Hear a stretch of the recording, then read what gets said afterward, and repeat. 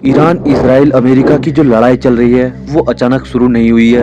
World war 2 के बाद world order Britain से अमेरिका की तरफ शिफ्ट हो गया। उसके बाद मिडिल ईस्ट की मोस्टली कंट्रीज जैसे कुवैत, यूएई, इराक और सऊदी अरब अमेरिका की सिक्योरिटी का हिस्सा बन गए, जिसमें अमेरिका इनको सिक्योरिटी देगा। पर यहीं पर ईरान ने अलग रास्ता चुना। 1979 की इस्लामिक रिवॉल्यूशन के बाद आयतुल्लाह खामेनेई पावर में आए। उन्होंने क्लियर कर दिया कि ईरान अपने रिसोर्सेज पर फॉरेन पावर का कंट्रोल नहीं चाहता। अब ये बात यूएसए को बिल्कुल पसंद नहीं आई। ईरान ने अपनी टेरिटरी बचाने के लिए अपनी मिलिट्री और न्यूक्लियर प्रोग्राम पर काम करना शुरू कर दिया। ईरान का कहना था कि न्यूक्लियर प्रोग्राम पीसफुल पर्पस के लिए है। अब इजराइल इकलौता देश है इस रीजन में जिसके पास न्यूक्लियर वेपन्स हैं, तो इजराइल नहीं चाहता कि उसका कोई भी पड़ोसी उससे ज्यादा पावरफुल बने।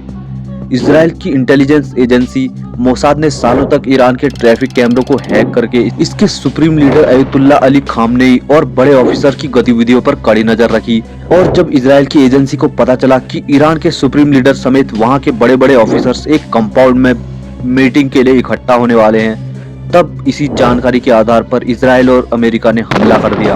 और ये जो इजराइल और यूएसए ने ईरान पर हमला किया है, इसमें खामनेई की लोकेशन पता चलते ही कुछ ही सेकंड में इजराइल ने धड़ाधड़ हमले कर दिए और इन्हीं हमलों में खामनेई की डेथ हो गई। और अब ईरान ने स्ट्रेट ऑफ हॉर्मुज़ का रास्ता बंद कर दिया है। वर्ल्ड का लगभग 20% ऑयल रोजाना इसी रूट से जाता है और ये दुनिया के सबसे इम्पोर्टेंट शिपिंग रूट में से एक है।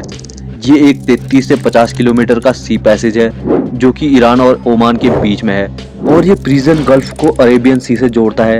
मेजर ऑयल प्रोड्यूसर्स जैसे सऊदी अरब, इराक, यूएई, कुवैत, कतर और ईरान अपना ऑयल इसी रूट से ग्लोबल मार्केट में पहुंचाते हैं। अब अगर ये रूट ऐसे ही बंद रहा तो ग्लोबल मार्केट में ऑयल सप्लाई का बड़ा हिस्सा रुक सकता है। तो देखो, ये लड़ाई सिर्फ देशों की नहीं, पावर, ऑयल और कंट्रोल की लड़ाई है। और क्या इससे हमारे भारत में भी असर देखने को मिलेगा? कमेंट में अपनी राय दें।